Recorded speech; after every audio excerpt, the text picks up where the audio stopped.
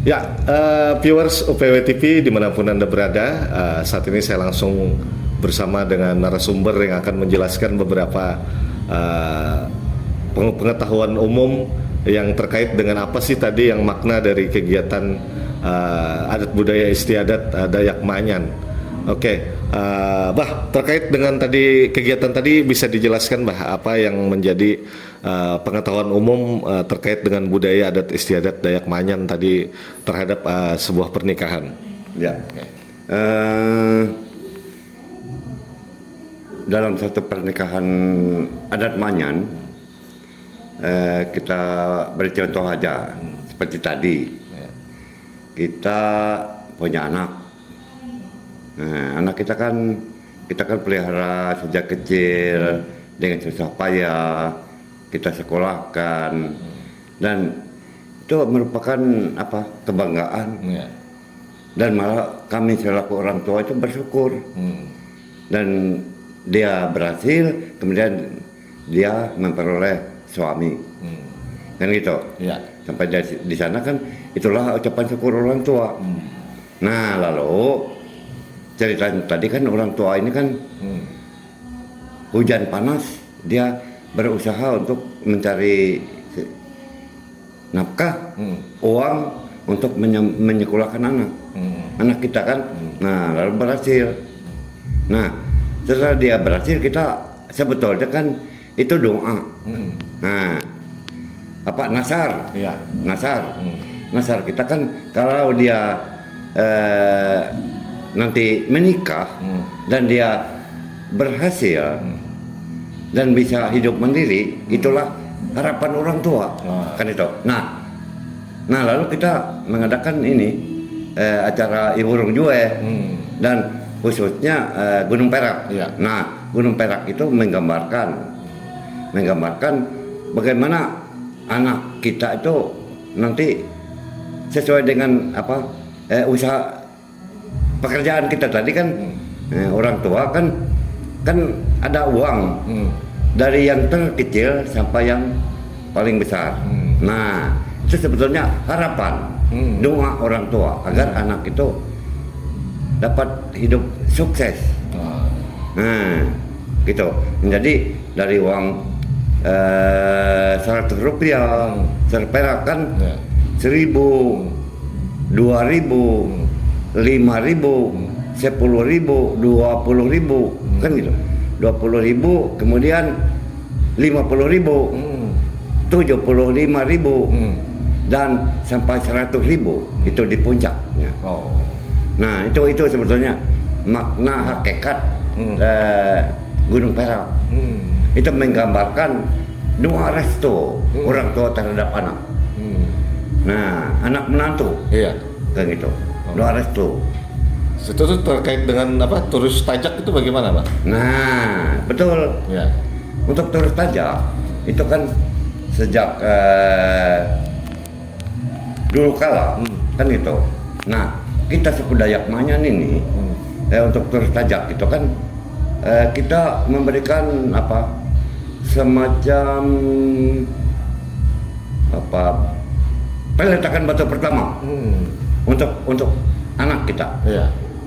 Jadi dari itu kan ada istilahnya kan turut putut tadi kan.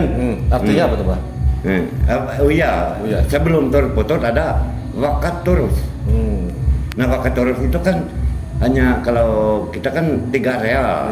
3 real dari pihak kita mempelai perempuan, 3 real dari pihak mempelai laki-laki dari orang tuanya. Itu dikumpulkan. Nah, itu akar. Akarnya kan dasarnya. Dasar. Kita meletakkan dasar. Nah, itu kan jumlahnya kan kecil, tapi itu tidak bisa berubah, tidak bisa diganggu-gugat. Nah, kemudian di atas dasar itu kita letakkan lagi. Nah, letakkan lagi sebagai tiangnya. Tiang. Itu tiang. Nah, tadi itu kita 500.000 dari pihak mempelai perempuan 500 dari pihak laki-laki kan. Nah, mempelai laki-laki, dan itulah nanti kesemuanya itu kan lalu kan di mantir ini kan, kembali kepada mantir. Mantir itu pemangku adat gitu ya? Betul, pemangku adat. Nah, itu sebetulnya kan dia kan lalu menceritakan makna itu tadi kan. Nah, ini pertama kita untuk meletakkan batu pertama untuk anak-anak kita kan. Nah, kemudian dari mantir ini mengajak para keluarga lain untuk juga ikut. Nah, ikut. Ayo kita sama-sama. Nah, untuk memberikan sedikit, kan gitu. Iya. Nah, untuk anak kita kan, misalnya kalau seperti tadi contohnya kan dari Desa Bagok, kita kan keluarga Desa Bagok. Iya. Itu sekitar 10 juta itu. Nah, itu contohnya. Ditambah keluarga lain, ada dari Amura Tewe, ada dari Kalimantan Utara. Yeah. Mereka kumpul-kumpul, nah, sehingga uangnya hampir 21 juta. Itu uang apa tadi? Uang turus. Uang turus. Nah, uang turus itu 100%. Untuk mempelai berdua. Untuk dikelola mereka setelah nanti itu kan untuk mandiri ya. Iya, supaya dia bisa mandiri kan. Nah, kemudian semua turun kan 1% untuk mereka. Nah, itu kan diwanti-wanti oleh orang tua, oleh tetua adat. Itu tidak boleh digunakan sembarangan. Tidak boleh. Misalnya contoh tadi kita katakan jangan untuk beli pulsa. Nggak boleh beli pulsa. Untuk beli baju jangan. Karena misalnya kita beli baju, itu bisa cepat buruk, habis. Peruntukannya kemana tuh Pak? Nah, itu tujuannya itu misalnya contoh, kalau tempo dulu kita uang turus tajak uang turus itu kita beli tiang ulin. Tongkat ulin. Nah, itu kan tidak pernah bisa lapuk. Iya. Tidak pernah habis uang turus itu kan kalau dibeli ulin. Nah, itu ada beli misalnya piring, mangkok untuk kita dasar kita kan, untuk pertama kita berumah tangga.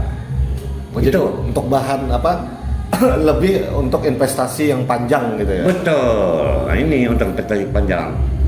Nah, itu sebetulnya makna dari turus tajak.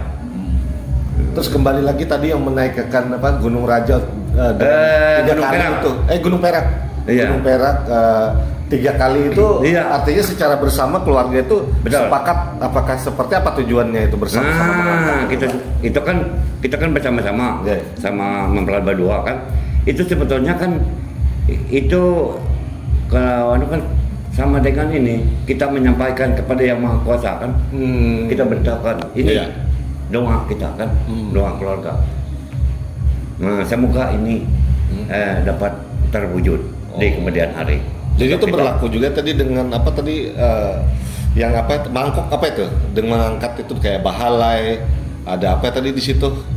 Itu di dalam terus tajak atau apa itu? Yang bahalai apa? Bahalai, bahan apa tadi? Untuk bahan-bahan kayak kain itu apa segala macam itu apa itu bahan? Itu hal perangkat. Ya, perluan kan perangkat. gini. Kita kembalikan kan ke awal gitu. Ke awal dalam rangka ini kan pelunasan hukum adat. Hukum adat perkawinan Manyan. Dayak Manyan. Ya. Nah, Dayak Manyan. Kan pertama kan tadi kan disampaikan oleh mantir adat, pengulu adat kita kan pertama itu lamik patah tuntun ramai katanya kan. Nah, kita lamik patah tuntun ramai. Nah, itu uang 6 real kan 150.000 dari pihak laki-laki dan 100.000 dari pihak si perempuan kan gitu. Ya. Nah itu gabung. Nah itu khusus untuk mantir nanti kan. Nah itu apa? Upah mantir lah gitu. Nah hadiah dari ini keluarga ini kan, keluarga kedua pihak hadiah itu satu. Yang kedua itu hukum kebenaran. Nah hukum kebenaran bahwa benar si mempelai laki-laki ini mengambil si perempuan itu untuk istrinya. Benar diketahui oleh keluarga, orang banyak dan seterusnya. Nah kalau tempo dulu hukum kebenaran itu mahal. Seperti Dayak Manyan ini. Kalau dulu misal dengan mandau gitu. Nah, sekarang itu termasuk murah. Karena kalau dulu kan bertingkat-tingkat. Untuk kalau kita orang masyarakat biasa ini kan begini hukumnya kan. Ini kan untuk masyarakat biasa. Nah, kalau tempo dulu kalau misalnya orang Dambung gitu, raja itu bertingkat-tingkat hukumnya. Nah, saat ini kita kan kita ratakan. Ya, kita ratakan. Nah, jadi semua warga masyarakat suku Dayak Manyan ini bisa mengikuti hukum itu, bisa melaksanakan. Nah, itu paling rendah kalau sekarang. Coba kalau dulu kan bisa dengan mandau. Coba kalau berapa harga mandau sekarang ini? Paling murah 3 juta. Hukum kebenarannya. Dengan gong, dengan tumbak itu tempo dulu. Nah itu. Nah sekarang hanya 300.000 rupiah. Nah yang kedua, ini kan 300.000 tadi kan kesungguhan dia kan untuk mengambil kan kebenaran. Yang kedua hukum pamania pemakaian. Apa itu? Nah pamania pemakaian ini kan si mempelai laki-laki ini menghormati, menghargai si ibu mempelai perempuan. Dia mengganti bahalai kain untuk apa? Ya untuk menggendong, untuk si anak ini semasa dia lagi bayi kan gitu. Prosesi masa lampau itu seorang anak ya. Betul. Nah itu kan pakaian Indra Mindri itu minimal sebetulnya. Kalau kita bisa, kalau kita punya uang, boleh aja lebih dari itu. Boleh lebih dari satu bahalai, satu selendang, satu kain baju, boleh. Boleh kamu misalnya dengan ya macam-macam lah. Walaupun dengan mobil boleh, kalau punya uang. Kan gitu. Pamania pemakaian untuk orang tua, terutama untuk si ibu. Kita kasih cincin, bagus, kan gitu. Kita menghormati, menghargai si ibu yang melahirkan itu. Nah, kemudian hukum perkawinan adat secara umum kan itu tadi kan pertama kegungan mantir kan sudah 150.000. Hukum kebenaran kan 300.000. Kemudian pamania pemakaian minimal pakaian sekali berdiri kan Indra Mindri itu kan. Nah, kemudian ada tutup uban. Nah tutup uban kan si pihak laki-laki mempelai laki-laki yang membayar dengan kain. Apa makna tutup uban? Nah kalau misalnya si istri kita itu kan istrinya itu punya nenek. Nah menghormati, menghargai nenek. Neneknya dia kan.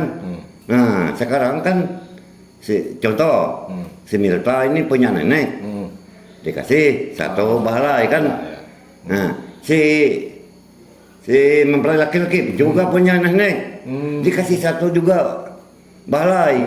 Nah itu kalau mereka punya nenek kan mereka langsung menutup kepala si neneknya itu. Nah Itu rangkaian daripada panjangnya sebuah tadi ya. Iya. Nah, itu. Kemudian ada di samping itulah habis apa tuh tadi tutup beban. Nah, ada lagi misalnya ini kalau calon dia masih calon. Ini melanggar hukum adat. Nah, ada sapu hirang. Nah, sapu hirang dia harus bayar. Nah, kalau tempo dulu sapu hirang itu dengan kain. Oh, dengan kain. Ya. Nah, apa makna guna kain itu sapu hirang? Ya. Itu menghapus apa? Itu apa? Peribahasanya si calon mempelai ini melakukan perbuatan yang tidak sesuai dengan tata aturan hukum adat. Misalnya berkumpul sebelum menikah kan. Nah, itu tidak boleh, kena dia. Oh, kena ya. Kena. Kalau misalnya kumpul sebelum menikah, kena. Nah, gitu. Tak boleh. Misalnya sampai hamil. Oh, itu Sebelum nikah, kena juga. Pasti kena. Nah, hukum itu. Dan malah kalau hamil sebelum nikah, malah itu lebih berat dia kenanya. denda anunya ya. Nah, denda adatnya. Hamil sebelum menikah itu denda. Tak boleh. Kita suku Dayaknya tak boleh. Nah, karena kalau kami sebelum nikah itu kalau nilai sekarang itu minimal 5 juta. Lumayan. Nilai itu kan. Dia denda adatnya. Nah, itu. Oke. Nah, jadi berarti harapan ke depan tradisi ini akan harus seperti apa nih, Bah, ke depannya?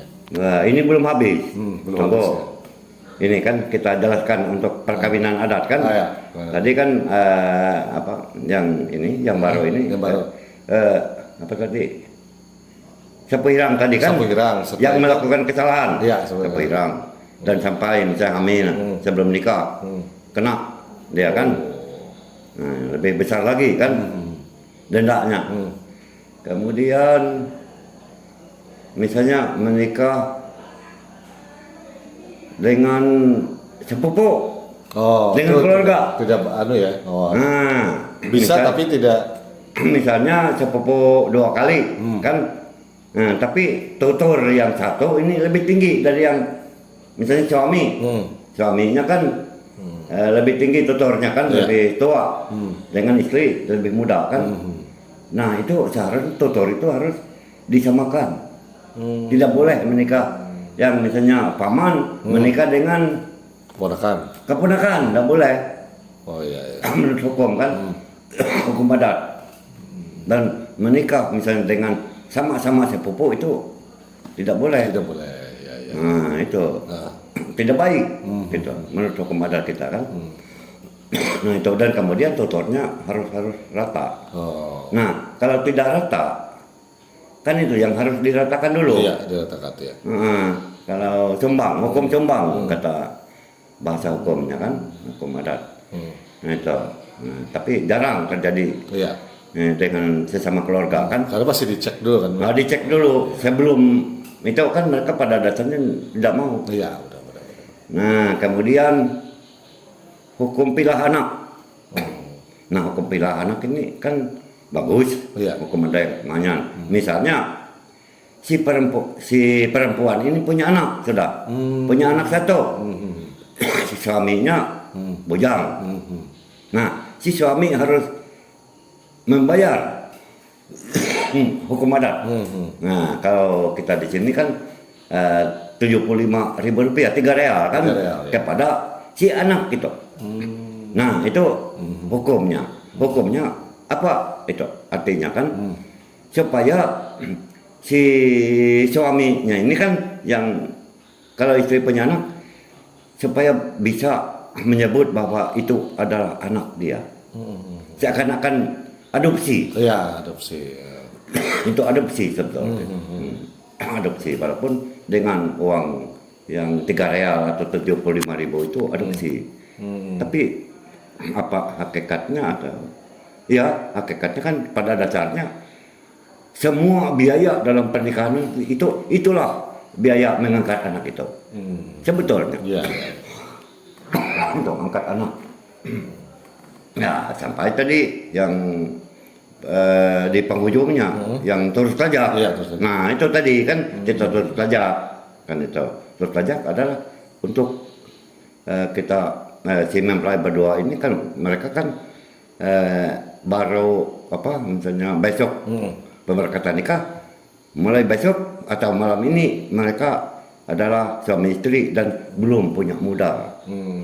Jadi keluarga itu kumpul dengan bahasa hukumnya kan hukum adat dengan cara turut pajak kumpul duit kan yang si A, si B, si C walaupun sedikit ada yang 100.000, ada yang 50, ada yang 20.000, ada yang 10.000, tapi itu bermakna. Itu sebetulnya catatannya.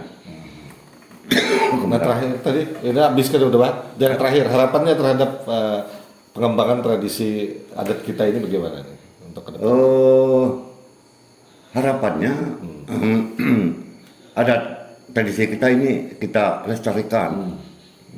Nah, kita lestarikan dan kita ajarkan kepada generasi kita akan datang, dan ini sebenarnya perlu dipertahankan. Nah, perlu dipertahankan. Apa alasan kita perlu pertahankan? Iya. Kan gitu. Contoh yang misalnya kalau hukum adat kan dia kan punya aturan hukum seperti hukum pidana umum nasional. Iya. Kena denda. Kan misalnya ngumpul sebelum menikah kan kena Ya. pilah. Iya, lupa tadi. Pilah ampang. Macamnya. Kan paling sedikit itu. 5 juta biayanya untuk pilah ampang. Nah, kita lihat misalnya di gereja kita, di agama apa saja kan. Dia kan hanya paling kena siasat. Paling dikatakan kamu berdosa.